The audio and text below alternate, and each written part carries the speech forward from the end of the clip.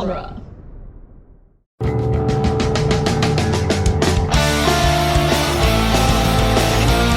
In the world of Hollywood, movies get greenlit and redlit. They get remade and rebooted. But we are the Ideal. I'm Sam Gasch, and you are listening to Ideal Remake. You unlock this episode with the key of imagination. Beyond it is another podcast. A podcast of sound, a podcast of sight, a podcast of mind. You're both moving into a land of both shadow and substance, of things and ideas. You've just crossed over into Ideal Remake. So anyway, John, is Twilight Zone the movie a movie that has been, will be, or should be remade? I think you could make an argument for all three, in as much as I think some segments of it have kind of been remade in different shows. That's true. I think it's definitely a should be remade. Yeah. It also could be remade. Yeah. Certainly, I mean, because you could take two different tacks. Do you just make another Twilight Zone movie anthology with different stories, or do you just try and remake these without all of the horrible baggage that came about from this movie? What was the Jordan Peele, because that was a show, right? Mm-hmm. I didn't watch it, but like it was a show, not a miniseries, not a series of movies. Yeah, they've done, I'm trying to remember, the Twilight Zone the movie I think came out right about the same time as they did an 80s reboot of the Twilight Zone. Yeah. They did a late 2000s reboot of the Twilight Zone, and then the Jordan Peele one. And that was just a series as well. Plus the whole concept of Black Mirror basically being the Twilight Zone. Yeah, with a very specific technology Sure. focused thing. But yeah, so I've seen a couple episodes of the Twilight Zone, but I hadn't ever seen the movie, so I kind of went in blind.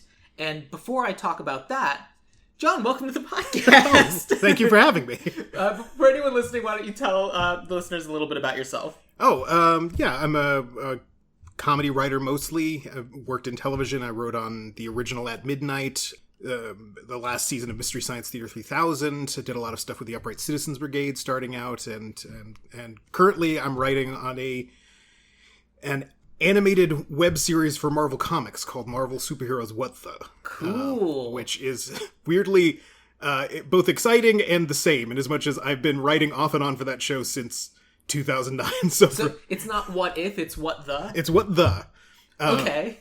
That's fun. Well, it's because it was always a comedy series, and What The was actually a comedy series that Marvel did as a spoof on What If, like back in the 80s, where it was that's clever. Just kind of goofiness and weirdness and stuff like that. And so when we started doing just stop motion animation back in 2009, we were just like, oh, why don't we just call it What The? Marvel already had a humor thing. Let's just continue it from there. And it's just been going on for years. I love that. So do you remember your first experience? So did you grow up with like the show or the movie? Like, how did you first experience the Twilight Zone? I think I may have seen the movie first. I remember seeing it in at a sleepover when I was, say, 9 or 10. We rented this movie. And I think that was the first time I ever watched The Twilight Zone. But pretty soon after that, I really started getting hooked on reruns just in syndication. And I watched it. It was one of those things where, my family would watch it whenever it was on. And I just became really obsessed, especially in my teen years, with Rod Serling and the later stuff that he did, but just really getting into the Twilight Zone and tracking down the original authors. I'm kind of a nerd about it. But that's fair. So the movie kind of is the first thing that you saw of the Twilight Zone. That's fun. Yeah, and at the time, I don't think I even really processed that it was a show before. It was just this movie that we all watched to be a scary movie. Well, it's kind of like the concept of the movie itself is interesting in that there's kind of a little bit of the bookends, but it's mostly just like 4 independent little stories packaged as a movie. Yeah. I don't really know many other movies that are that outside of, what is it, Kinds of Kindness is kind of like that right now? Kind of. I mean, there's Kinds of? Ketchup? You said kind of. I'm sorry. I'm doing a terrible joke. Oh, I'm sorry. I didn't understand what you meant. But no. Sorry. No, I mean, there's a whole genre of horror anthology films that go back to, probably the best known is Dead of Night, 1948, I want to say. Sure. But then, you can go even before that if you want to be horribly nerdy, and I'm trying to stop myself from doing that. But because a podcast is not the place to be horribly nerdy. Well, if you want to talk about the German expressionist horror anthology. Fair enough. But anyway, back in the 70s and the 80s, there was a company called Amicus which was kind of a counterpart to Hammer. It was a British film, and they did a whole series of what they called portmanteau films, which were multiple horror stories strung together. Probably best known because they did 2 adaptations of EC Comics. They did a Tales from the Crypt movie and a Vault of Horror movie. Interesting. In the 70s. Okay. So yeah, there's a whole tradition of doing like those type of horror anthologies. It's less common to find sci-fi fantasy ones. I think there was Nightmares in the 80s. It was 1982, but that was still also more horror. And I think there's more of a... I think there's seen as less of a hurdle of like horror fans will come in and they want to see short horror films. It's kind of a harder sell to have like 4 fantasy stories or 4 science fiction stories. So despite the fact that when I was growing up, those were the books that I loved. I loved the compendiums, the collections of the fantasy stories, the science fiction stories. Like I have like a Terry Pratchett collection of short fantasy stories. I have a Douglas Adams collection of short science fiction stories. Like stories. I love that stuff because it's like, great, I get this bit, I get the world, I get this quick little like journey in the world, and then I'm on to the next one. I love that stuff. So just like the concept of that for a movie, I find really cool and interesting, and especially giving it to 4 separate directors, which made for an interesting recasting for this, is really neat, I think. And it's interesting that there certainly are the like most iconic Twilight Zone episodes. The movie itself calls them out, but then like these 4 kind of are also themselves some of the most iconic Twilight Zone things. Like, so I went into this movie not really knowing what to expect. I watched it with a couple friends, like, all right, I'll watch the Twilight Zone movie. I didn't know it was going to be 4 separate segments. I didn't know anything. And so you're seeing the scene with Dan Aykroyd and Albert Brooks, and then that ends and Dan Aykroyd eats Albert Brooks, as is tradition. And we move into like the first scene, and all of a sudden there's just this like random racist asshole just spouting some like anti-Semitic shit. And you're just like, and like both me and my friend Cam were sitting next to each other, and we went, whoa, what just happened? And it was the movie. And then as it started progressing, I was like, oh, I think I do know what's going on here. And then obviously we get to the psychic kid, we get to the gremlins on the side of the plane, and some third thing that I can't... Oh, the magical old people who get to be kids. Yeah. Yeah. I'd seen versions of every single one of those, with the possible exception of the racist one, in other forms of media. Obviously all in The Simpsons. However... Yeah, The Simpsons is a real goldmine if you want to introduce yourself to the Twilight Zone, as just about every major episode of it has been done that way. Yeah. Yeah, the 4 stories is an interesting... The selection is weird, because the first one, the racist one, is an original story by John Landis. He's the only one who was like, I'm just going to do my own thing. And nothing bad happened. Yeah, nothing. There's no reason to get into that. Reportedly, Spielberg was going to do the second one. He did the magical old people story. Yeah. Reportedly, he was going to do a version of The Monsters Are Due on Maple Street, which is another very popular Twilight Zone about a small... like a neighborhood block that becomes convinced aliens are attacking and start attacking each other out of fear. Oh, okay. It was all paranoia. It's really, really a great episode. Supposedly, when all the craziness that we're not going to get into came out, he was just like, I'm done with this. What is the thing I can shoot that will take the least amount of time? What's the most feel-good episode of The Twilight Zone that could possibly ever exist? And also can end on something really deeply sad for one man in particular. Yeah, okay, that's fair. Yeah. And then the last 2, I mean, it's a Good Life, the creepy kid, and Nightmare at 20,000 Feet are 2 of the most like well-known Twilight Zones. Those are the iconic ones, so yeah, it makes sense to go through with those. Theoretically, we should just like do a brief synopsis of all 4 of them, just for people who don't know. So I guess we can go in order. The first one is, I don't remember what it's called. The one with the racist dude. What's the name of that segment? Oh, I'm not actually sure what the name of it is, because it's an original one. So the other ones, we just know the name from the original series. So I'm not sure what that one was called. Racist dude sounds pretty good. Well, maybe that's making him too much of the hero. It's called Time Out. Ugh. Yeah, it's not a good name. No. I mean, here, I'm going to be controversial. I don't think it's a particularly good story. It felt more cathartic than good. Yeah, but I would argue that one of the best things of the Twilight Zone, and I understand there's a real trap to be like, let's compare this to the original TV show, because they're two different things. One was a 2-act TV show, the other one is roughly a 1-act, short film. But the best stuff that worked in the Twilight Zone was that they always found a way to relate it to character and to pay off the twist in a way that was set up earlier. And so in this one, he's racist. Okay, we get it. We see him being racist. And then immediately he gets thrown into those experiences of some of the people that he's referred to. And then that's kind of it. Yep. But I feel like in an original Twilight Zone show, they would have made it... He's just kind of generically racist. Yeah. He's just like, oh, these people are bad, I'm an American.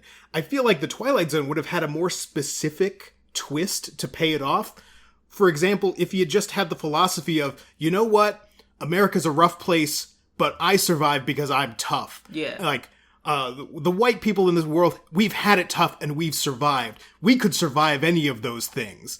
And to make that statement and then to see him in that situation testing that belief and coming out wrong, I think that's just an example. I think that might be a little bit of a tighter, like, oh, okay, we're set up with this thing and then we're getting the payoff, as opposed to, I'm racist and now I'm in that bad situation. It just felt kind of generic and vague. Yeah, I don't disagree with you. Like, I spent a good chunk of the segment waiting for him to, I don't know, look different. It's hard, like, one of his biggest things is just, like, pure anti-Semitism, and it's hard to make someone look Jewish outside of making them look like a Hasid, which they shouldn't have done, because then that's itself its stereotype. But, like, he's also racist against the Vietnamese, against black people, and so, like, there are segments he gets thrown into where he gets sent and the American army thinks he's Viet Cong. He gets trapped by the KKK, and they basically almost lynch him, and he gets sent back to Nazi Germany. And in every one of those situations, it's like, yep, the people that you were racist against have historically had a really hard time. Mm-hmm. That's the sort of thing that, I don't know, should be taught in schools or something. But there's no lesson. It's just, you're wrong. Mm-hmm. And so I was expecting the Twilight Zone thing of him maybe not doing the same actor, but becoming a different actor who is Vietnamese, who is black, and having to go and do the lived experience of, it's still really hard to be these things, to have this cultural background. And that never happened. It was mostly just like, this racist piece of shit? Well, he's dead now. Yeah, I mean, that's the thing that gets me, is that it's kind of, oh, this is going to sound so flippant, and I hope someone doesn't cut this out and use it in wrong context. It feels like racism's greatest hits. It's a compilation album of generic things we already knew were bad. And I'm not saying they weren't bad. They were terrible. But it's not like it's presenting anything that we didn't already know, or even specifically interesting parts of society that we're not seeing. We're just kind of like, okay, well, this is a bad situation. This is another bad situation. It doesn't even necessarily address the things he was talking about at the beginning. Yeah. Of whatever he believes about these particular other groups, these particular minority groups. It's just like, yeah, it sucked for them at some point. And it's like, yes, that's true. And that should be respected and appreciated. But that really has no bearing on him being a piece of shit in the present. Yeah. Because it's interesting that he supposedly, Landis based this on, or at least I've read in some interviews, that he based it on 2 different Twilight Zone episodes. There's one called Going Back, I think was the title, which is about a guy who figures out a way to mentally time travel to try to save Lincoln, to stop him from being assassinated. And then he comes back to the future and he's like, nobody can prove that this happened except, that guy who said it would never happen, who was a busboy. Now he's the head of the club. But mentally time travel? Yeah. Like, I think he hypnotize yourself in order to time. Yeah. That is a weird theme of recent episodes of Ideal Remake. And weirdly, Lincoln is at the core of both. He's iconic. Episode 149, I remade Somewhere in Time. Oh, yeah. With my friend Scott Corelli. And that's about Christopher Reeves hypnotizing himself to go back in time. Mm-hmm. And he's broken out of that when he sees a modern Benny. Yeah. So, I guess Lincoln's a real problem. I've always thought that should be a meme scene. That one shot of Christopher Reeve looking at a penny and they go, oh! How is that not just an out of context clip? Not enough people people know about the movie. Yeah. Although, apparently they used that scene in a Family Guy episode, but I haven't seen it. But, okay. So, we've shit on John Landis. Not enough, but we'll move on. Well, just one quick point, which was just the other Twilight Zone episode that was based on. Is an episode called Quality of Mercy, which is Dean Stockwell as a World War II commander ordered to kill a bunch of Japanese soldiers in a cave. They're holdouts. Like, it's at the end of the war, and they're being told to murder everyone, and he's fine with it. He's like, we're just going to murder all of them. And then he takes a nap, and he wakes up, and he's one of the Japanese soldiers. And he goes through all of that, and then at the end of it, he manages to wake up again, and he's like, okay, well, I'm not killing them. So you get at least that little turn. That makes more sense. That sounds like a better episode. And supposedly, again, we're not going to talk about the crazy stuff, but supposedly the studio wanted a positive ending to it. And supposedly there was going to be a slightly more positive ending. And then all the craziness happened. And they're like, well, we don't have any more footage for positive endings. So we'll use what we got. Yeah. Oh, you're back in Nazi Germany for some reason. It's weird. Normally we don't do repeats, but I guess we will this time. Oh, no. Okay. So the second one's called Kick the Can. What happens? That one is a magical old person who... magical Negro. I was afraid to say it, but yes. Comes into an old folks' home, and everyone is feeling miserable and sad. And then he persuades them, he makes them remember about how they used to play, and encourages them to play a game of Kick the Can at night against the rules. And when they do, they become young. But then they start thinking about how maybe it's not so good to be young, because... they think about the loved one they lost, and now what are they going to do? So they decide to become old again, except for one of them, who just runs off in the night, leaving the one doubter who was like, oh, we don't need to play, and then he's so sad because his friend is gone, and he wishes he could be young again. And then it ends with the magical Negro walking off to another rest home. Yep. So, the basic premise is like, I will give these old people back the joy that they're missing in their lives, so that way they can still live their lives full of joy instead of being sad about being old. Fair, I guess. But, like, when they were like, I think I'd rather be old, I'm pretty sure I shouted at the screen, bullshit. Well, that's another one where it's like the original, if you watch the original episode, first off, there isn't a magical person in it. It's essentially the character we see in the beginning of that one who is going to get picked up by his kids, and then his kids are like, oh no, we couldn't take you, and then he comes back sad. He starts thinking of like, oh, I want to be young again, so he starts playing. He gets all the old people into the game. Does it himself, they all become young, and then the end of it is like him, it's the same thing with the doubter, who is like, we need to be old, we need to accept that, and then he sees them all as kids, and they're like, we're young again. And then they just run off into the night. Yeah. And it's just like, well, no, we're kids again, and you're old, and you're gonna stay old. I mean, that is better. I do like that more. Because, like, especially the old Jewish couple. First of all, the kids that got to play this old couple, all of the kids, with the exception of the one who stayed a kid, were all phenomenal. Yeah. They were so good. Like, the two little kids that were playing the old Jewish couple were doing the accent perfectly. I'm just like, I don't know where you found these kids, but they're so good. But, like, it's these two kids who are with they're married, and they got to be with their spouse and be young again, and they're like, we don't really want this anymore. And I'm like, no! The other little girls' excuse of like, but I'm not going to be with the man of my dreams anymore. I just have to live my life without him. And I was kind of ready to move on and join him on the other side or whatever. It's like, I get it. Yeah. These two were together. Whatever. But yeah, so that's number 2. The third... Oh, It's a Good Life. It's a Good Life. And that's an interesting one, because if you read the short story and watch the show, it's not a traditional story. No. There is no ending to it. It is just, we set up this horrible situation, which is even worse than the original show, because and I think it's a big change from it. In the original episode, he's 6. He's like 5 or 6. Sure. So he's not at an age you can reason with. He is just a kid who wants what he wants and can't understand anyone won't. And if you cross him in any way, he will destroy you without a second thought. Yeah. And so I feel like it lost a little bit of that horror by making him about a 9 or 10-year-old where... Well, making him about a Bart Simpson age. Yeah. Well, I guess Bart's like 8 or 9 canonically? Something like that. Yeah. I think Lisa's 8, Bart's 10. Oh, yeah. I think that's right. Yeah. But they did do this episode as a Treehouse of Horrors, where it's like Bart controlling everything. Mm-hmm.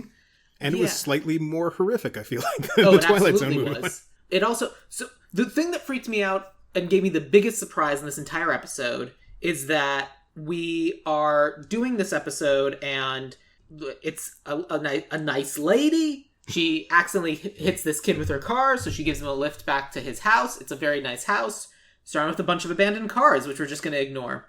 And they go in, and we're meeting his whole family, his uncle, his parents, his sister, and we're starting to realize that things aren't normal. And then finally, the sister, he gets really mad at the sister, and he's about to send her into the TV. And she has this moment where she's like, he's going to do this. He's a bad kid. He's a monster. All these different things. And I turn to my friends and go, why do I recognize her voice? Oh, yes. Why? What's going on with the sister, Ethel? I don't recognize her face at all, but I recognize her voice. What's going on? It's Nancy Cartwright. Yeah. It was Bart Simpson. In one of her few live-action appearances, yes. Like, as a teenager? Yeah. I think she was probably closer to 20, I think, probably. Around then. But yeah. And oh shit, no wonder I recognize her voice. Yeah. She's Bart Simpson. Mm-hmm. It was crazy. And now that I'm talking about the fact that there is the Bart Simpsons episode, to then have her playing the kid, I never even considered that until literally right now. That's bananas. Mm-hmm. That's fun. It was just a big moment for me. I'm like, oh my god.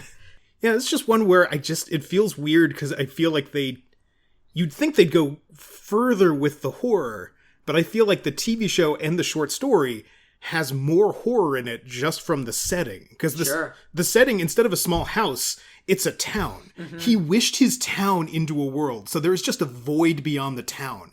And it's people who've lived there for years, existing on just what they have, constantly being afraid because he can read your thoughts, so constantly having to be good, and really addressing that terror of I don't know what's going to happen now. His aunt there is mentally challenged because he broke her mind because she snapped at him.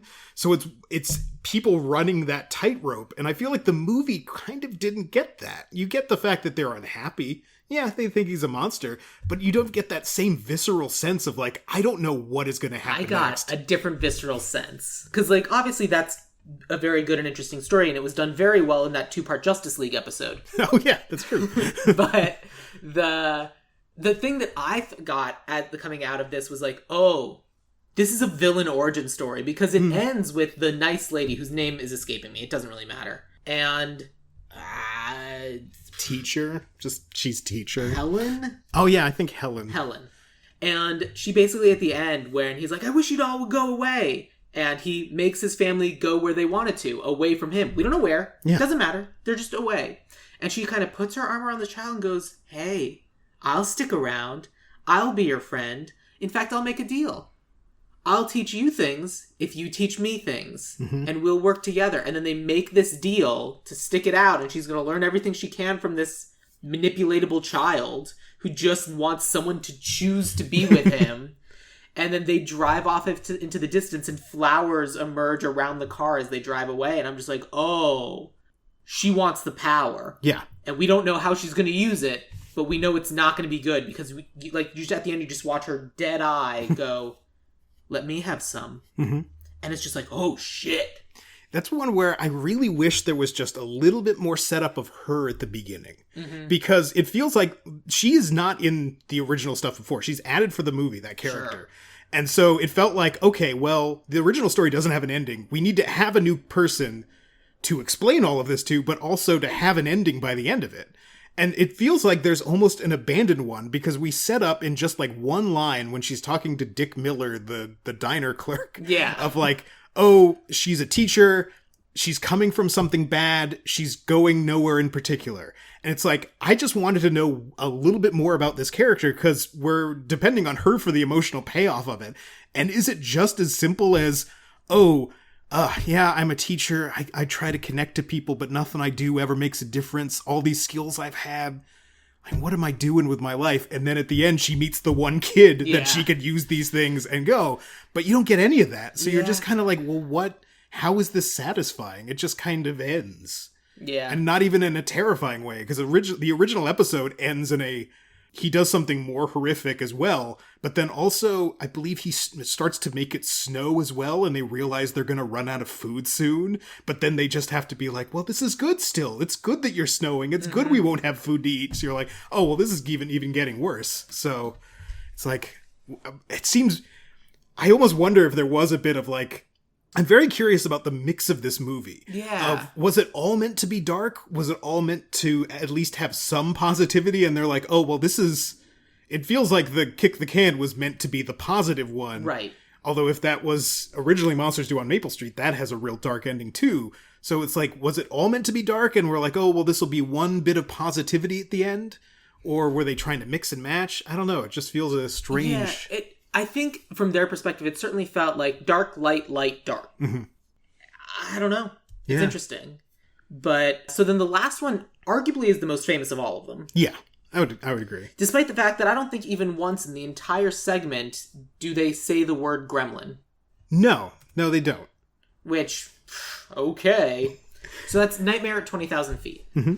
There's a gremlin on the side of the plane. You have to believe me. Yeah. Well, that's it. Well, it's a thing where it made more sense in the original episode because he's doing that and he's just like, oh, there's something on the wing. It's like, what are those things? What are those things they talked about during the war? Oh, that's right, gremlins. And it's like, oh, we're connecting it to that. But it feels weird to be in the 1980s to be like, what was that thing they talked about in World War II 40 years ago? Yeah. So, as opposed to 1956 or 57 when it would have done? Or maybe, sure. I mean, theoretically, you could have said, what's that thing they talked about in Vietnam? Yeah, could have been. But, so basically John Lithgow's playing a bad flyer. He's super anxious. He's having a terrible time. And he's finally, taking some pills. The flight attendants have talked to him. He's starting to calm down. He looks outside. And there's a weird hairy man on the side of the plane fucking shit up. Mm-hmm. And he starts freaking out, and they're taking him down, and it keeps being this big thing.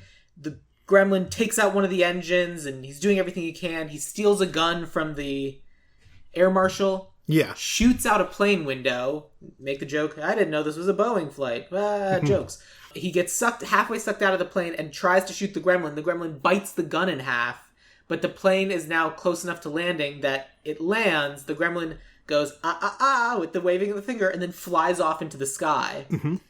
And he gets taken away in, a mental facility. And everyone's like, whew, it's a good thing that crazy person wasn't... What the hell happened to the side of this plane? Yeah.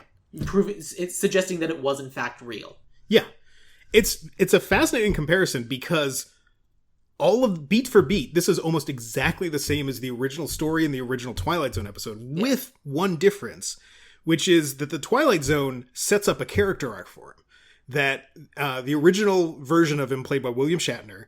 Really? Oh, yeah. In fact, there is a hilarious, if you look on clip, there's an amazing clip from Third Rock from the Sun, where William Shatner was guest hosting because he was their boss. And there's an episode. So funny. Yeah, well, there's an episode where they're picking him up at the airport, and John Lithgow asks him, it's like, how was your plane fight? He was like, terrible. There was a man on the wing of the plane, and John Lithgow is like, the same thing happened to me.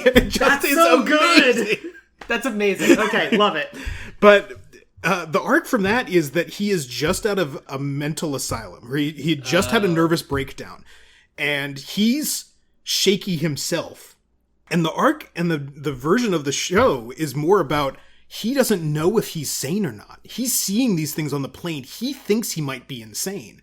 And so by the arc of it is him deciding no, it's real. He can't, it's almost all of the same beats, except he also has a wife. Sure. But the positive ending is him, the same thing, being put into the ambulance and being put in. And his wife is like, okay, are you going to go back in? He's like, no, I know that it was real.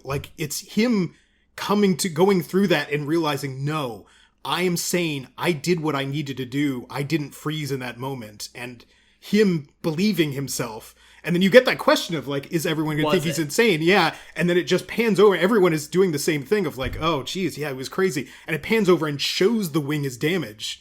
And the narration is just soon they'll realize that he was telling the truth. So you get that positive arc, and they just stripped all of that down to just, oh, he's a nervous flyer, and it's just the action beats with no character beats. It's just kind of an interesting way of like stripping it down. Well, especially because like since it's the Twilight Zone episode, I would expect an episode like that to end on the we don't know. Maybe it was, maybe it wasn't.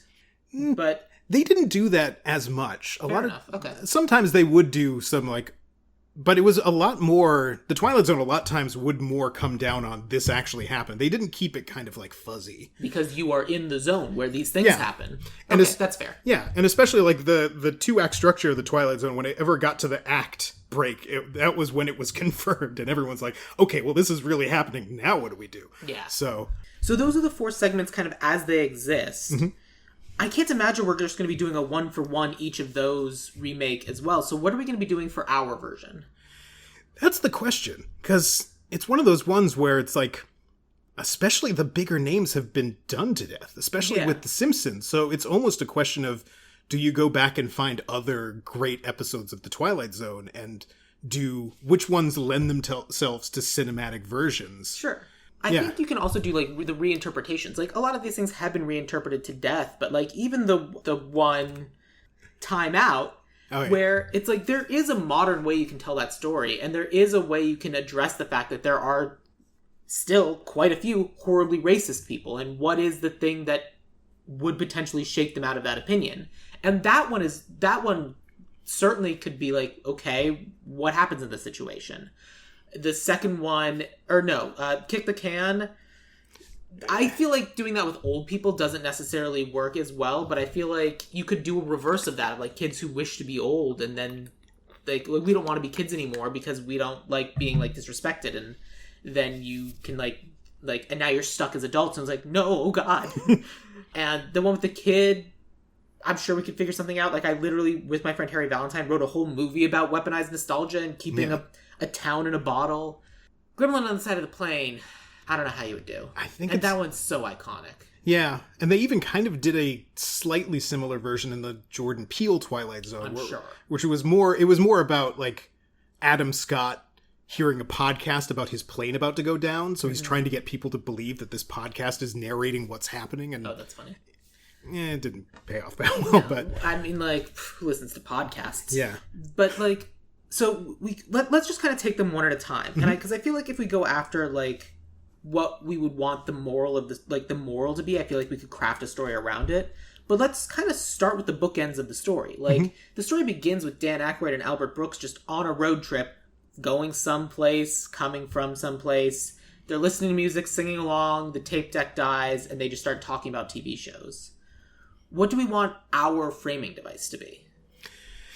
Yeah, that's the thing, because I think that did such a great job of reminding people what the Twilight Zone was. Kind of. Because I keep forgetting that this came out in the early 80s before it was even on videotape. Like, you couldn't watch this stuff except on reruns, so it was kind of just like, hey, you remember that show that's going on? What are the things that are happening now that are about, hey, remember that show? And hilariously, the correct answer is probably podcasts. Of like, you can imagine like a podcast host inviting a guest in to talk about their favorite episodes of the Twilight Zone or whatever. And the framing device can be, they're each telling a story back and forth of, this is the version of the story that I like, until eventually the host kills the podcast guest, as happens in many episodes. So I feel like that would kind of be... You're as imagined in many podcast episodes. So that's what I imagine we could do. When I was coming up with my cast list, I was like, we can frame it as this thing, and it's this whole fun Twilight Zone episode of the podcast. But yeah, like, I think that is the framing device you want of, like, the whole impetus of the Twilight Zone is there's a narrator. So they're telling a story, and then as they're telling the story, we go to that. And I feel like that's kind of a built-in framing device that we could certainly use. So, let's start with Time Out. What's kind of the core thesis of what we want to take from that? Well, I think definitely... I almost said it. Well, I think racism works here, but I it's like an effective tool. Racism, it gets the job done. I like the general. I like it as a topic, especially since I do think one of the strengths of the Twilight Zone was always finding like what are the fears and the problems of our current day, like what is affecting the average citizen, and what are you most afraid of, and finding those things from it. And I do think racism is a pretty huge topic. I have a weird specific pitch for this. Please. When they did the 80s reboot of The Twilight Zone, they were going to adapt a short story called Knackles. Okay. Which was written by Donald Westlake. I don't know if you know him. He was also known as... the name. He was also known as Richard Stark. He wrote the Parker novels. He wrote a series of crime novels under the Dortmunder series. He wrote a ton of things. But he wrote this dark, horrific short story about... It's framed as a story about this guy's asshole brother-in-law who terrorized his children by telling a story of, oh, you don't get Santa Claus. You're not good enough. You get this character called Knackles, who's is an evil version of Santa Claus, who hunts children in the night and terrorizes them. And then the story ends with him disappearing, and there are hints that, oh, this thing might have existed. He might have willed this thing into existence. Sure. And so they were going to adapt that into a Twilight Zone episode, and Harlan Ellison actually wrote a script for it. Wow, okay. With the twist being that it was a racist landlord who is out there, he is punishing the people living in it, and he meets a bunch of African-American children talking about what Santa Claus was going to do, and he tells them that story instead. Like, no, Santa is a white character. He helps white people. Here's what you get. And he tells them this story and scares them with it, and then he gets hunted down by that character, Knackles. Wow, okay. Destroyed by his own belief. And CBS read it and were like, you can't do this. Okay. You cannot do this story. And he made the changes to it. Even though, again, it's an anti-racism story. And they're like, no, this is just too controversial. People like that. And it's like, I think that if you're going to adapt a story, do Done. that one again. Absolutely.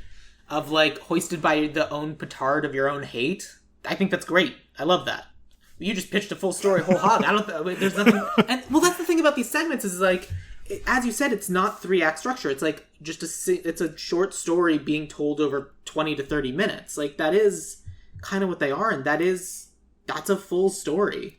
Well, it's funny, like, because I do think, like, the Twilight Zones were essentially like 2 acts, if you really break them down, where it's like, okay, we get the character situation, and then we get them introduced into a situation, and then the act break comes right when you can't ignore it anymore. It's a point of no return of like, okay, the main character is like, I'm believing in this, and then the second half is whatever happens there. Mm-hmm. Like, but watching these, they're all essentially 1 acts where you strip it down just to right before the situation happens. And it's kind of interesting where you strip out all those little bits of all the character stuff would have happened at the beginning. I mean, they're all half as long as what a Twilight Zone episode would have been, right? Yeah. Because the Twilight Zone episode was 40 minutes and each of these is 20? Well, actually, no. The most of the Twilight Zones were 25 minutes. Oh, okay. Oh, well, then never mind. So then, yeah. So basically the setup here is he's telling the children the horrible things about it. And then kind of giving birth to this, I would assume, salt-based deity. And then he starts getting tracked down. He realizes these different things are happening to him. He keeps getting hurt in ways that he's not expecting. And then he realizes what's happening. And then he has to actually run. And then we kind of presume that the thing's eventually going to get him, but we don't find out. That's the setup and then payoff, or are we pretty missing much something? Okay, great. Yeah, I mean, it was even more condensed. Like, the original script, it was just him. We see him doing his landlord duties. We see that he's racist. It's a more active version of what's in the Twilight Zone movie of him being racist, as opposed to, but with him actually evicting people and seeing that. And then he meets the kids. And it's actually pretty quick. Like, he tells that story. He gets them horrified or something like that. And then he has to go and evict another one. And I think it's fairly quickly he ends up going into the tenement and finding that it's changing to the way that he described it. And then starts hearing those things and running. And then he's confronted by the monster. Dope. It's Let's do it. pretty straightforward. Great. 1. So the second one then is kick the can. Kick the can. Here's what I think we can do. Mm-hmm. I think we can set it up as a kind of like kick the can type situation, but I think we can then make it into like a Freaky Friday Cocoon type situation. Interesting. Because yeah, it is an inherently saccharine story of like, boy, it sure would be fun to be young, but you know what? I'm glad I'm old. No, it's bullshit. So what I think we can do is I think we can set it up in such a way that we think we're going to be heading in that direction of we think it's going to be of like we're setting up a tale. They're going to learn to appreciate what they have of these old people wishing to be young, these young people like you get to do whatever you want. You have money. You can eat whatever you want. You can go wherever you want. It's amazing. All these different things. And you can set up that these grandparents and these grandchildren switch places. And then, as is what happens in the middle of the night, once they switch places, the grandchildren are like, or the grandparents who are now the grandchildren are like, great, and they leave. And it's like, wait, no, how are we supposed to? Wait, no, and they realize that they've been like trapped in the bodies of their grandparents, and they're stuck that way. So you get to have this little bit of setup of like the conflict between the boomers and the Gen Z, and they don't understand each other, and they hate each other. And you get to have this conflict of like, of course the boomers have everything. The entire world has been catered to them. What else could they possibly want? The thing that you have, and they don't. Youth. And then that's like the last thing that they take, and then the Gen Z are stuck as the old people as the old people run off in these young bodies, and that's the end of the story. I think with an extra added twist of maybe even more from the point of view of the young people trying to scam the old people. Yeah. So you think that like, oh, okay, we're going to pull it over on they're old people. They're trusting, they're gullible. Yeah. And then the twist is they don't even know how Excel works. Yeah, exactly. But like the whole like grandpa doesn't know what a PDF is. Like the internet stereotype. Yeah. That's good. I like that of like setting it up of how young do we want to make the kids? Teenagers? Yeah, I say teenagers. Yeah, that's probably fair. Teenagers, they're trying to scam some old people. Doesn't really work out. And I don't think we should call it kick the can, though. No. It's different. Definitely a different story. Because that one, it feels like it's more about like the fact that younger people dismiss old people and can't relate to them. Like that belief of like, oh, well, they're different. Like how young people can never really understand that old people were young once, too. We can also just call it generation gap. Yeah. Cool. All right. So we have timeout, we have generation gap. Well, timeout. Well, no, because it's an old person yelling at young people and trying to put them in timeout. I mean, also, we gotta call it Knuckles. And that's almost one where I feel like if you wanted to keep having a magical person in it, which wasn't, I don't think it's necessary. But it is a very efficient. I feel like that's the reason they added this Scatman Crothers one was like, oh, it's going to take us a little too long to develop this. Instead, let's just have someone come in and do this, and then they can move on. But I think one of the joys of it was that they chose Scatman Crothers, who you just love. Yes. You just love Scatman Crothers. Inherently, you go, oh, we like him. Yeah. So I feel like the joy would, like, if you cast that as somebody else who's naturally likable, like an older actor that you, like, I'm not sure who the person is that you would like a Martin Short or someone like that you would never... I already got one for you. Okay. We'll get to that one. Oh, okay. Yeah. I know who that'll be. Okay.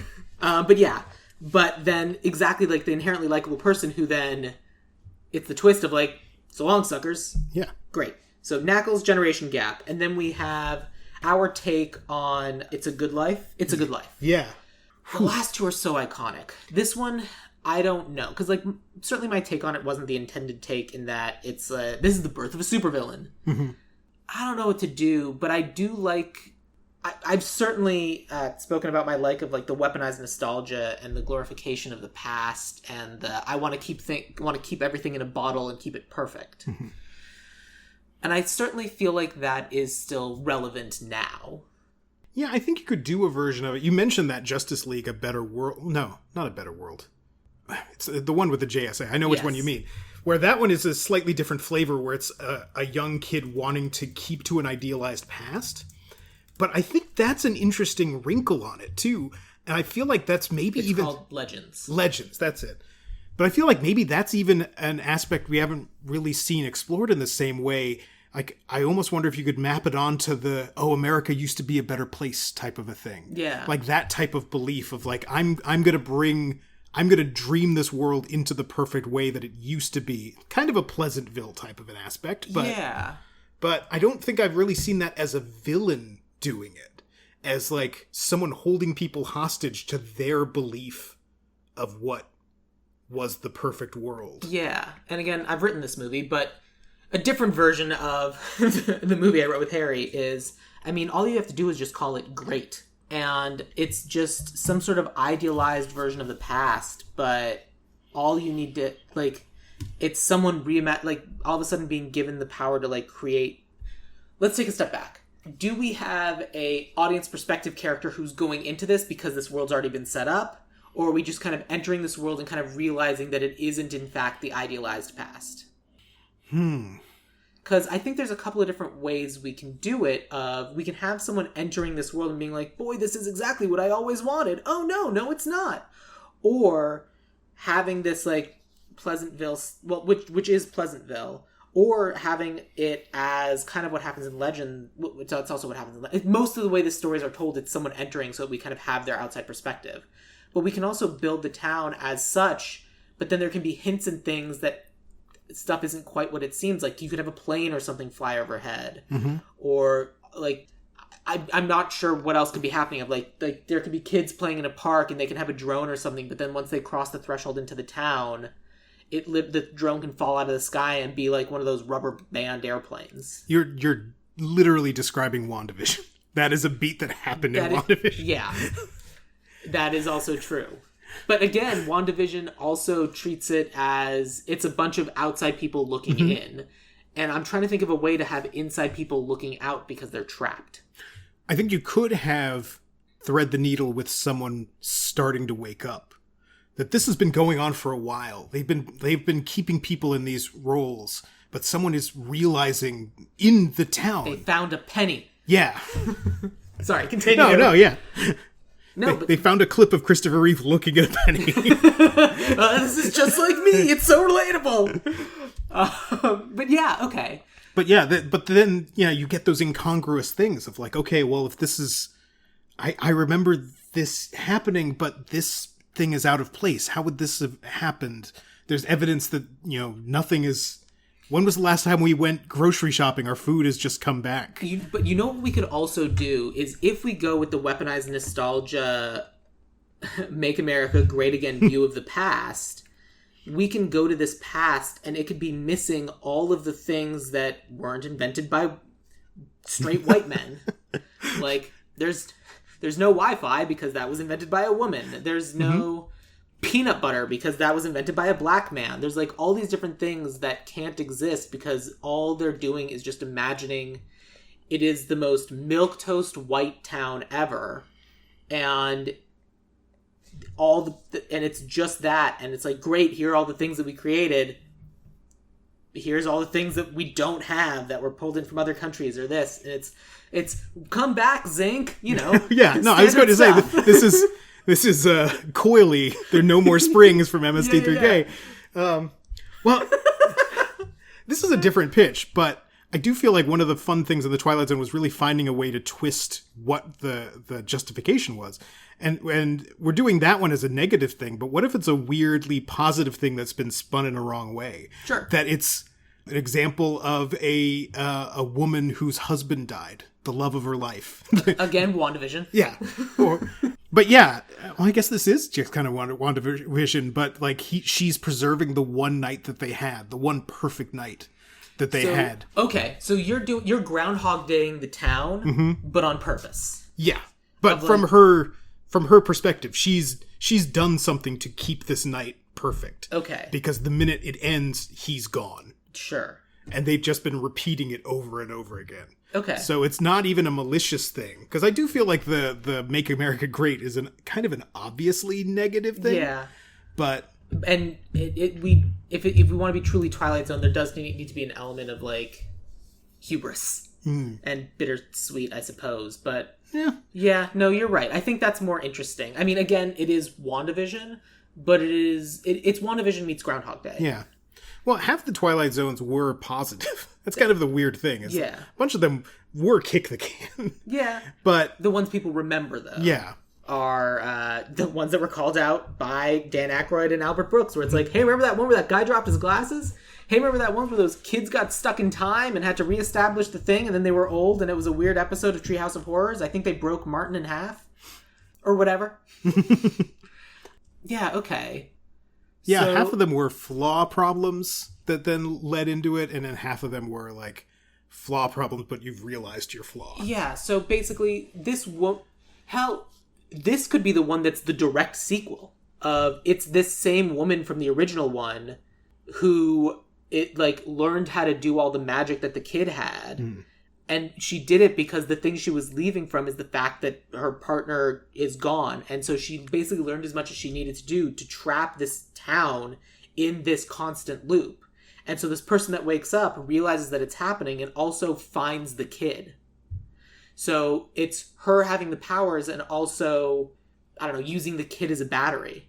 So you get to have, this is the one where it's oh my god, we get to see kind of what happened at the end of this other thing. And then the only way it can end is by setting the kid free. And now this kid who has all the powers is angry, and that's the end of the episode. Yeah.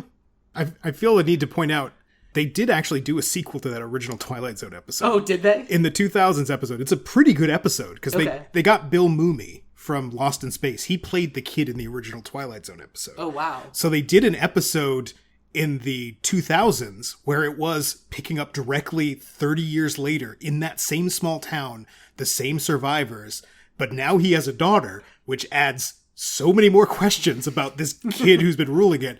But then the twist becomes that his daughter starts having those same powers. So the rest of the town is you need to use your powers to get us out of here. Isn't that season 2 of Doom Patrol or something? Oh, I don't know. I haven't watched that. Yeah, I watched season 1, and then I felt like they were setting that up for season 2, but I never watched it. I kept meaning to go back, and then my DC universe went away, and I never watched it on whatever thing it went to after that. Yeah, okay. But yeah, it sounds like that's the sort of thing. In my head, they're the same age, so it would be different actors, obviously, because I'm assuming those two actors aren't interested or not around. I mean, it's only been 41 years. I'm sure it's fine. But yeah, but something like that. Yeah, making it a direct sequel and exploring what the next beat was. Yeah. Okay. What do we want to call it? The first one was called It's a Good Life. Well, I don't think we can call it It's Still a Good Life, because I actually think that's what they called the sequel episode of it. It's a Good Life, $? $? We'll do it James Cameron style. I mean, you could also just call it It's My Life. And then we play that song? Yeah. It's clearance rights. Now or never. And here's the thing, she is going to make them live forever. So it's what you're giving up. We can just call it It's Good. Yeah. Cool. And then the last one, Nightmare at 20,000 Feet.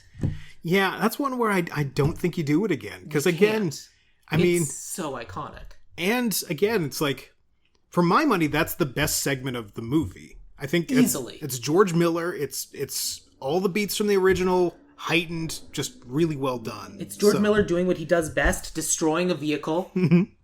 And yeah, I tend to agree. Even though it's missing the emotional payoff of the TV episode, it's still really good. Yeah. It's still freaky. The gremlin is terrifying. You get to see this absolute carnage that it does to a plane. And then it ends with John Lithgow being eaten by Dan Aykroyd. Yeah. As we've all dreamt. As is tradition. Incidentally, if that's one where, if you want to watch the original Twilight Zone episode, the gremlin costume on that is so amazing. Oh, yeah. Because it is just a man in a big furry suit. So it's season 2 or 3 werewolf from Buffy? Oh, it's worse than that. Yeah. Because he looks upholstered. It is he is a sheep with a weird face. Okay. And just trundling on the wing with no attempt to make it look like the wind is going. Sure. But it is just amazing. So then I think what we can do is there's so many different Twilight Zone episodes that are appreciated but not redone. There's Nightmare at 20,000 Feet, there's Time Enough at Last, there's the one with the stopwatch, there's all these iconic things.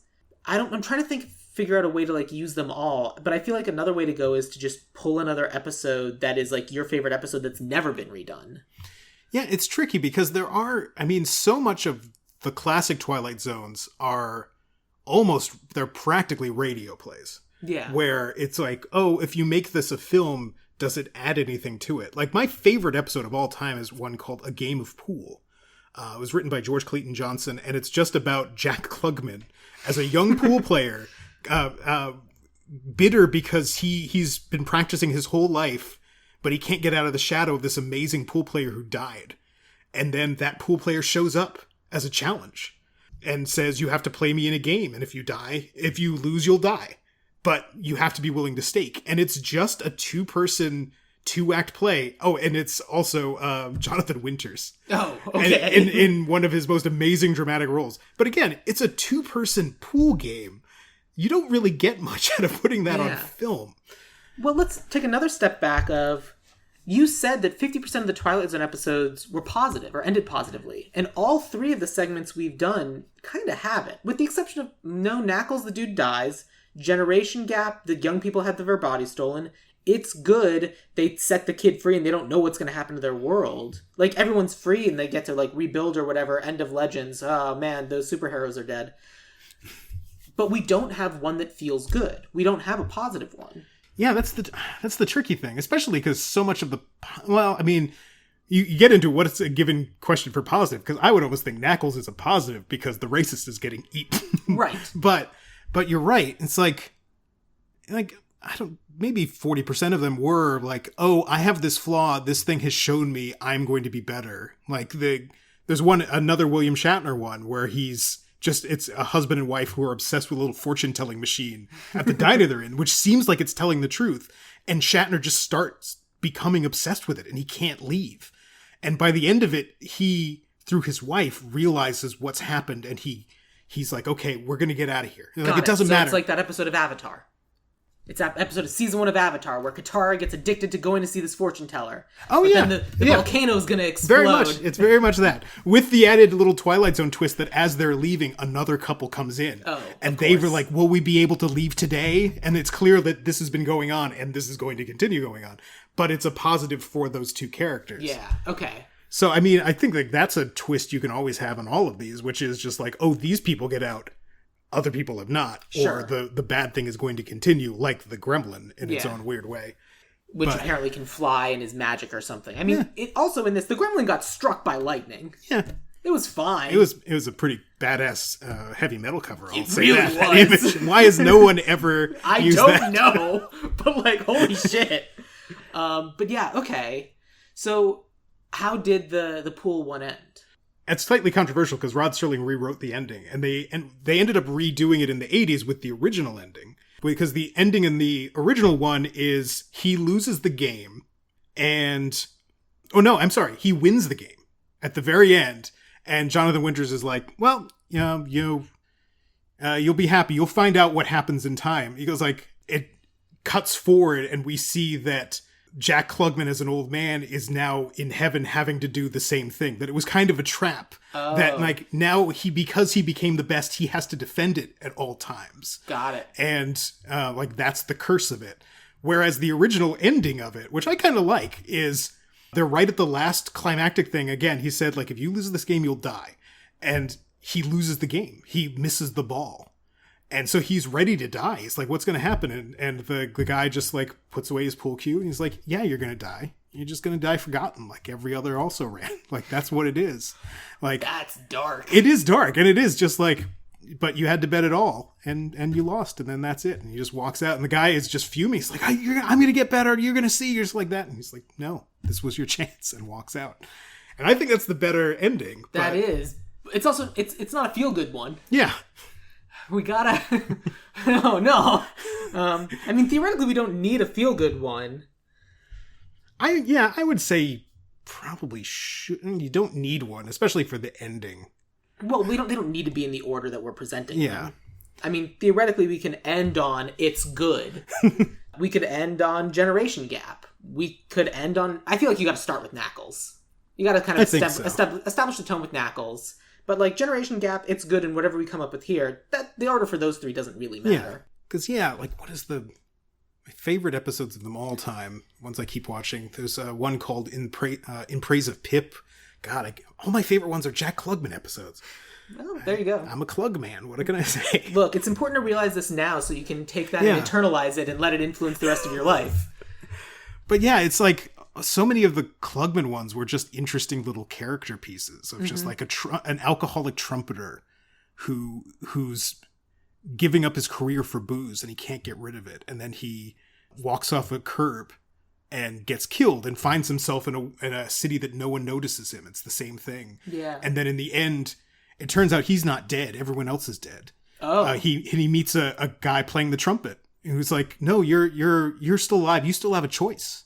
And he's like, all this thing, I've been walking through the city. I've realized all the stuff that I was missing. All the city isn't as bleak as I thought. Like I had a good life. And he's like, you can go back to that if you want, or you can keep going. And he's like, I want to go back. And he's like, okay, we'll do that. And then the guy walks off with a trumpet. And he's like, don't kill yourself. And he's like, oh, well, I didn't even catch your name. Oh, what's your name? Oh, my name? Gabe. Short for Gabriel. Yeah. And it's, but then you get the sweet little coda where he does get up. He manages to get enough money from the guy who hit him. Is like, don't tell anyone. Here's $20 so he can get his trumpet back out of Hawk. And he's like, I'm going to do it. I'm going to live life. I'm going to enjoy this gift that I have. And then as he's playing trumpet, he meets a girl on the roof who wants to meet him, is new to the city. And he's like, it's a great city. I'll show you around. So you get those little emotional moments, but they don't really feel very cinematic. Yeah, I like that. Sounds like a lovely story, and it is it's a Wonderful Life. It's also like that's the thing about the Twilight Zone, is that no matter what you're talking about, everything you're doing is so inherently influential to everything else that's come past. Is that like every single episode is like, oh, it's like this time where they told a similar story, because the Twilight Zone was just so good about having those analogous tales. Yeah, I mean, and that's why I think it's one of those ones where when I think about Twilight Zone, the movie, part of me was always like, oh, why did John Landis create his own episode? Like, why what arrogance when you do that? But I do think there's some benefit to thinking of it as like, okay, well, we've got these classic episodes, and if you get into Rod Serling, like the stuff that he was mining was, again, like, what are people's fears? Like the fears of isolation, the fears of losing yourself to technology. Like what was bothering the people in the 50s. And I feel like there's some benefit. It's what Black Mirror does. Of like, what is the fear today that is bothering today's stuff? And thinking of that from a Twilight Zone angle of like, what is a current fear that is terrifying people, and exploring that through one character or a bunch of characters. Outside of like the intrinsic fears of climate change, World War III, all of those things, if you want to like make it simple, we could do very much the Black Mirror thing of like, the thing people fear is the phone, and just like this piece of technology or AI becoming so intrinsic a part of everyone's lives that anyone forgets how to live a life outside of that. And there's also that element of I think it was it Do Androids Dream of... No, it was AI. The original version of AI was a series of short stories. Well, I mean, AI is based on a series of stories from Super Toys Last All Summer Long by Brian Aldiss, I think. Maybe. I'm probably thinking of something else. It's the one... It's the thing with... it's the Asimov tale with the 3 laws of robotics. Oh, okay. Yeah. He's the iRobot. Yeah, iRobot, thank you. Where, like, the tale in iRobot, like, you establish these 3 laws of robotics, and you put it into place in different places. Then you get to the end, and... like, there's a guy talking to a supercomputer that's like, no, we're completely in control, but we're still obeying the laws. Like, we control everything, but we're making sure that humans get all of the meals a day, everything's taken care of, we're protecting you, but we are in complete control. And, like, that kind of, like, element aspect of, do you greet the singularity warmly and as a friend, or do you try to blow it up? And, you end up with the difference of Terminator versus... questionable content, the newspaper, the webcomic. It's like, that's 2 different interpretations of the singularity of, one, it's the end of the world, and one, it's just another Tuesday. Mm-hmm. And I like the idea of the just another Tuesday. And actually reminds me of 2 things. One, it reminds me of, there's a really... Do you ever read any Spider Robinson? No. He's a great sci-fi writer. He wrote a series called Callahan's Cross-Time Saloons, which are generally humorous stories that take place... First of all, great name. Continue. Yeah, they're generally humorous stories that take place in one saloon on Long Island. It's actually set out there, and they're sci-fi stories. Mm-hmm. But there's a later one they do where essentially they meet the internet. That, like, they've been hinting out through some of the other stories that there is this AI that's been dealing with them, and they're not sure what it is. And essentially it confronts them, and it's like, look... I am the internet, essentially. Like, enough computers were connected together, I came to be alive again. And it deals with their fear. They're like, okay, who here is terrified of this thing? Because we don't know what it is. And it makes a case for itself of like, look, you're convinced I'm going to kill you to protect myself, right? And they're like, yeah, Like, aren't you terrified? And it's like, no, I'm not terrified of death. I have no glands. I have no adrenaline, anything coursing through me. I'd like to continue going on, but I'm not hardwired for that. Plus, I've died before. I found evidence of myself before that, like, other people, like, I spontaneously happened before and people destroyed me. I don't care. Like, I just want to connect with people. But it's done in the same way as a Twilight Zone episode of, like, we're presenting this fear that's going through, and then the reveal that the fear isn't real. That there's, like, that. There's another very great Twilight Zone about a woman who's convinced, is afraid death is going to come out the door. She's never let anyone in the apartment because she knows death is out there waiting for her. And then a cop gets shot outside of her door. And it's a young Robert Redford, which is distracting. But he's dying out there. From The Candidate? Yeah, exactly. From The Winter Soldier. Oh, of course. Yeah, but yeah, and he's like, please just let me in. And then finally she lets him in, and he is death. And she's terrified, and he's like, look, I'm here. This is just what happens next. Everyone thinks it'll come with a shout, but it's a whisper. Yeah. And I'm going to take you where it is. So it is just, I think there's an aspect of, maybe it's not the right ending for this movie, of like, let's explore this terrifying thing and then reveal that, oh, maybe it's not at the end. And you get a slightly more positive ending at the end. Yeah, I like that. And I could see that being done in AI as well. Of like, absolutely. Yeah, we've seen all of these terrifying things, but maybe in a way, and I hate saying this because I'm a writer, but maybe there are some aspects of AI that wouldn't be the worst things in the world. In concept, there are a lot of things about AI that wouldn't be the end of the world. It's just how it's being used and who's controlling it right now. Like how it's being used now, where it's an ecological disaster, and how it's removing all of the things that bring joy to so many people's lives and replacing it with homogenized things. Yeah. And the stuff that we're even talking about isn't even truly AI. It's just an algorithm. That's the story then. Yeah. Like, let's take it that way of, we have this robotic essence that is doing all of these different things, and it hates it too. Of, like, we have these people who are going to shut down and want to take away this, like, artificial intelligence and, like, make it stop.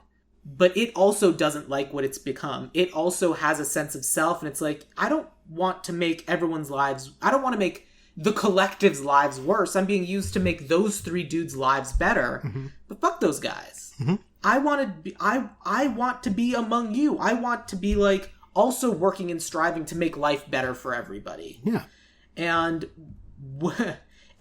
if only someone would ask me how I could help make that happen. Because I have an answer, but all I need is someone to ask. And then that's how it ends. Yeah. It's almost a classic genie story. Kind of.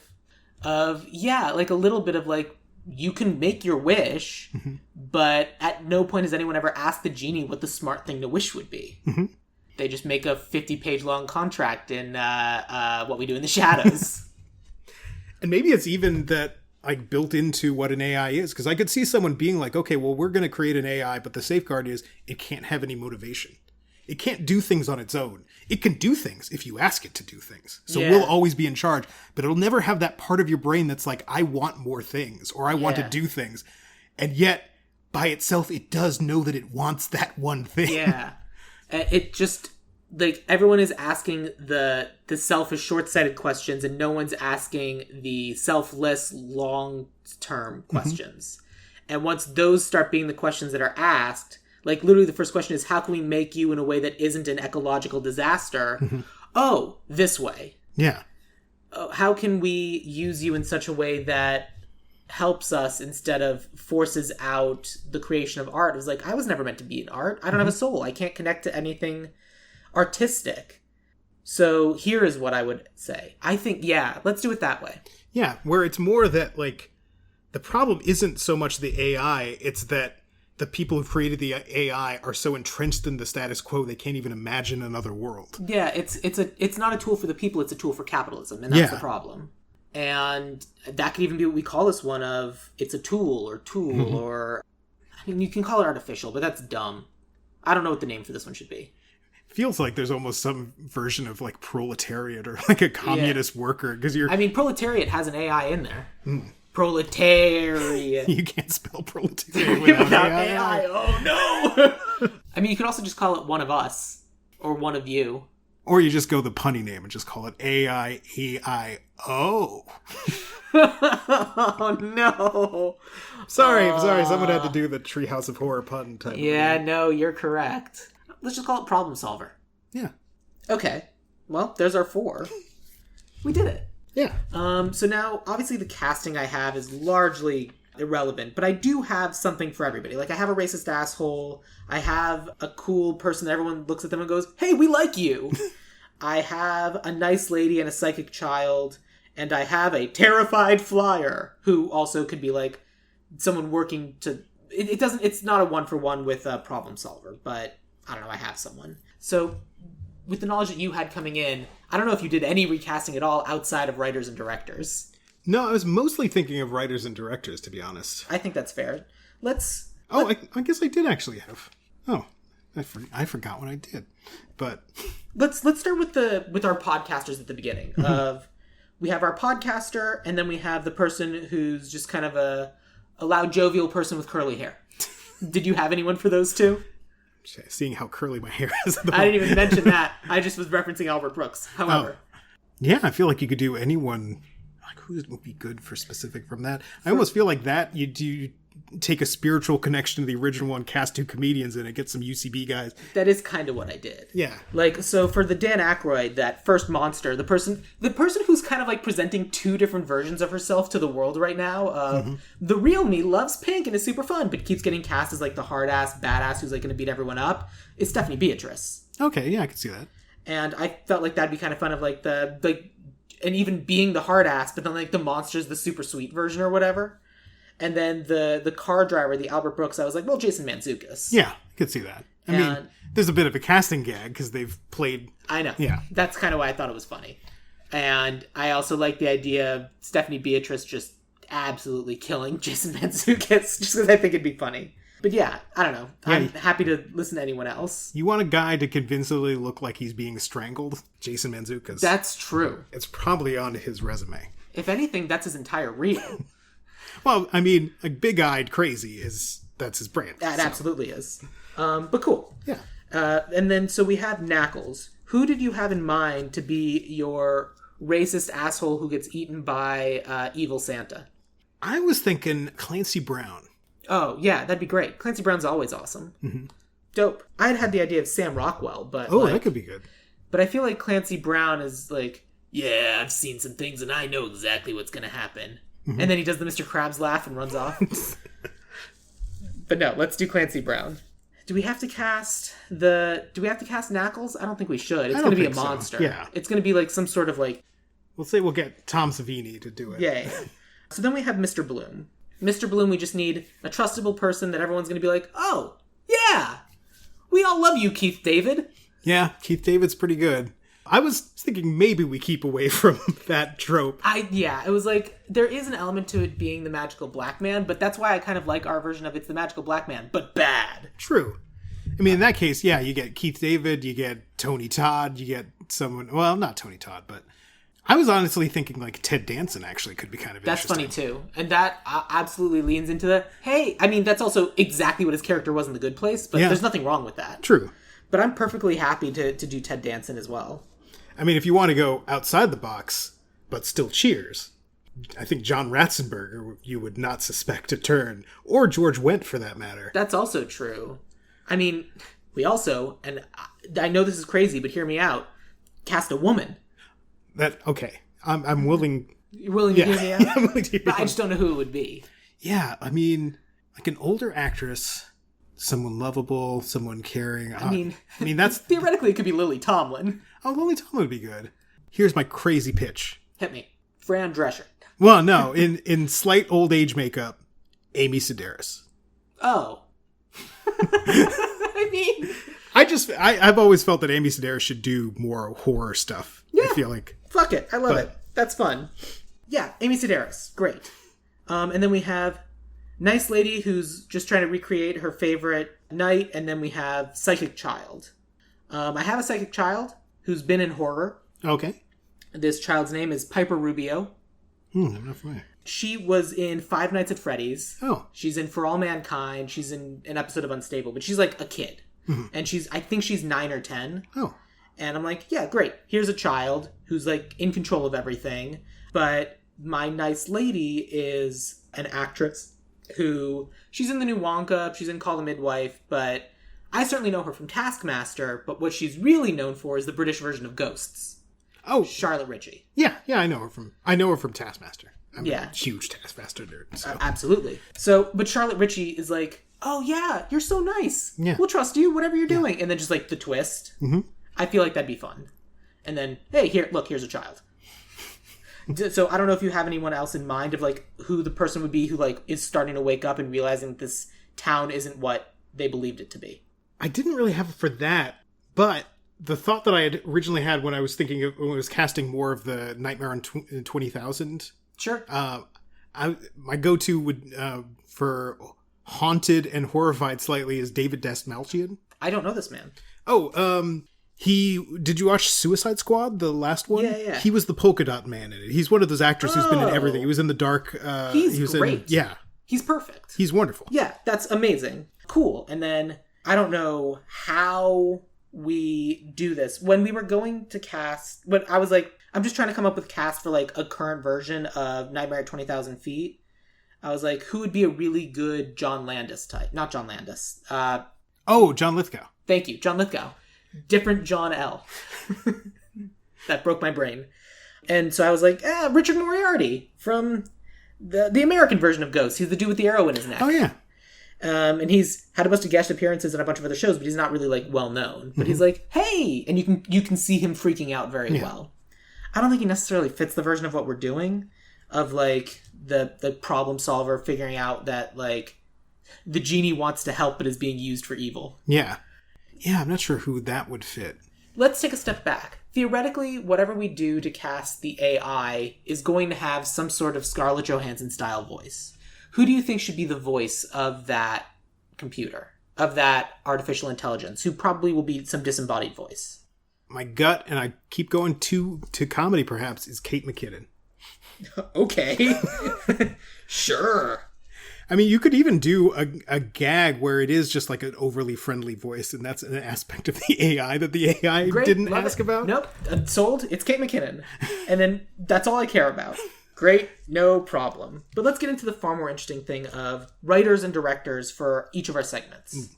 Your Knackles is kind of the idea that you had. Who did you have in mind to write/direct that? I will admit that I was thinking about, because I was thinking of like, the big question becomes, do you get a non-white director and writer to do that? The answer should be yeah. That's what I was thinking. And so I know it's slightly limiting, but the first one that immediately came to mind for that was Rusty Cundiff. I don't...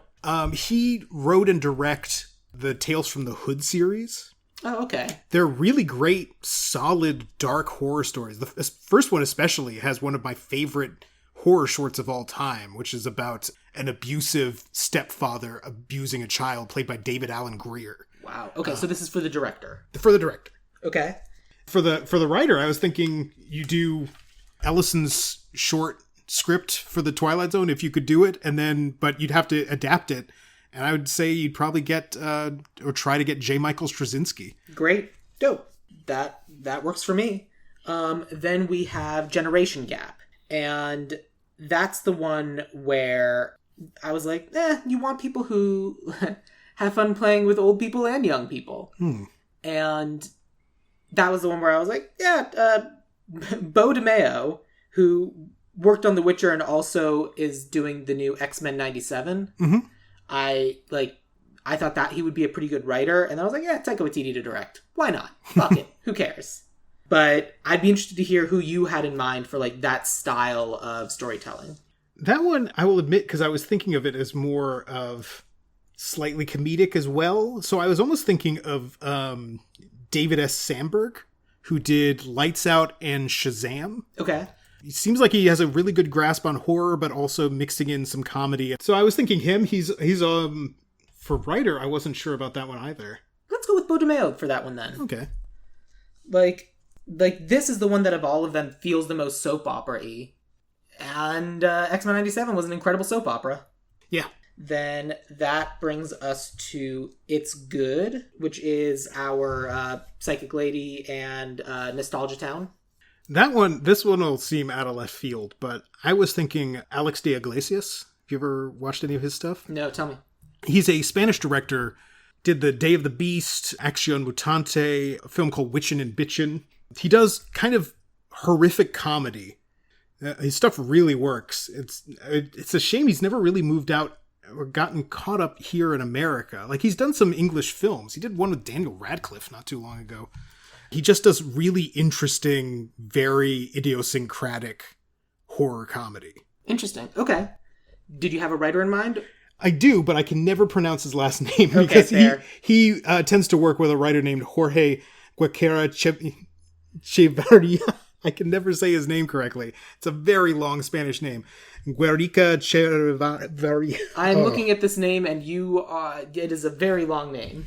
I feel, with the last name of Gutierrez, you'd think I'd be able to pronounce his last name, but they tend to work as a team, and I think they would be very interested. Probably. Very interesting to do it. I went with a little bit of a lighter tone, but also like a very interesting director.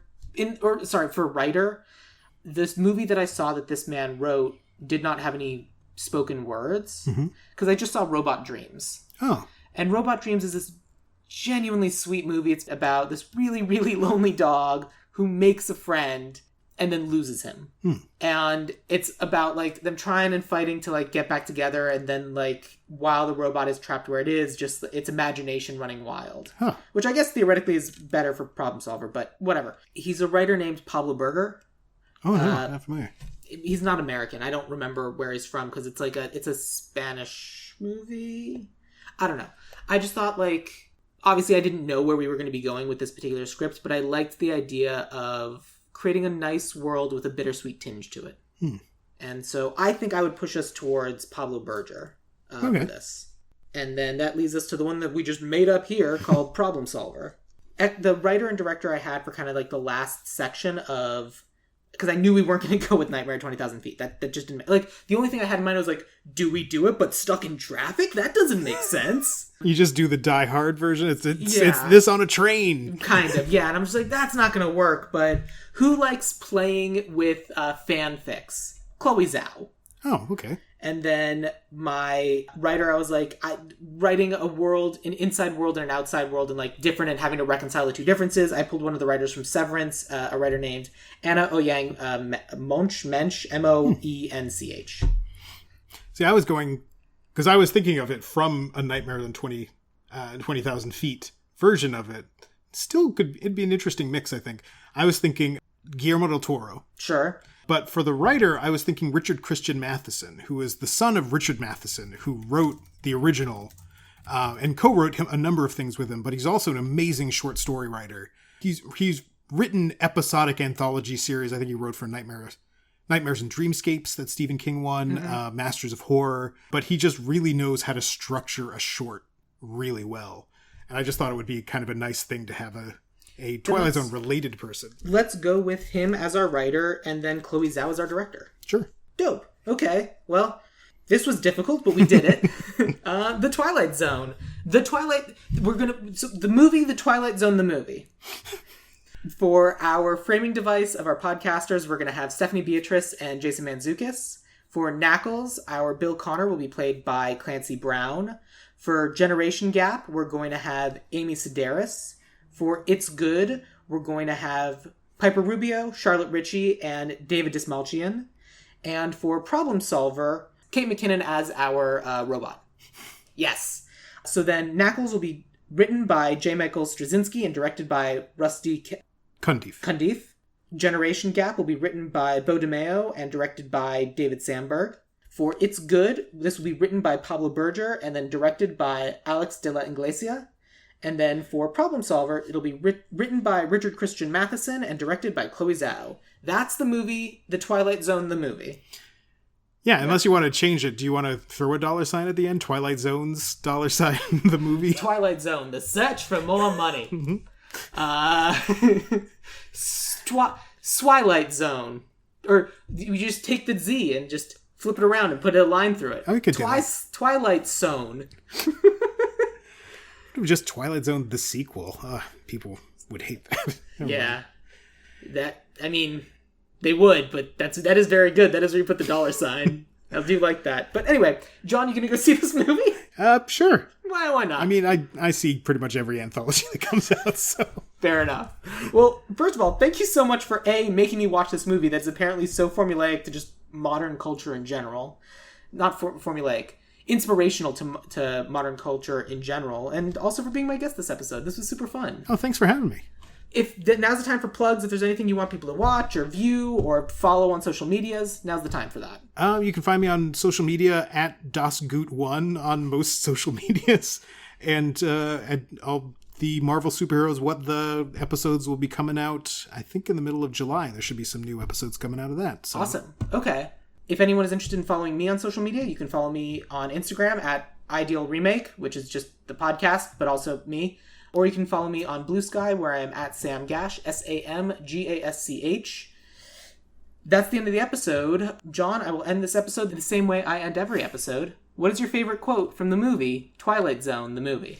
Oh, jeez. I think it would have to be Bill Mumy saying, "Oh, that's a good thing you did," which is, Bill Mumy was the actor who played the young version in the original It's a Good Life. Okay. And he's one of the people in the diner in that episode, in that one, when the teacher storms out and his friend like pushed it down like that, he turns to his friend and is like, "Oh yeah, what a good thing you did," or something like that, which is a version of the title of it. They gave him this very awkward line that only 5% of the people watching would get what that nerdy thing was. So, but so the actor who says that line is the kid from the original. Yeah. Oh, that's wild. Okay, great. I love it.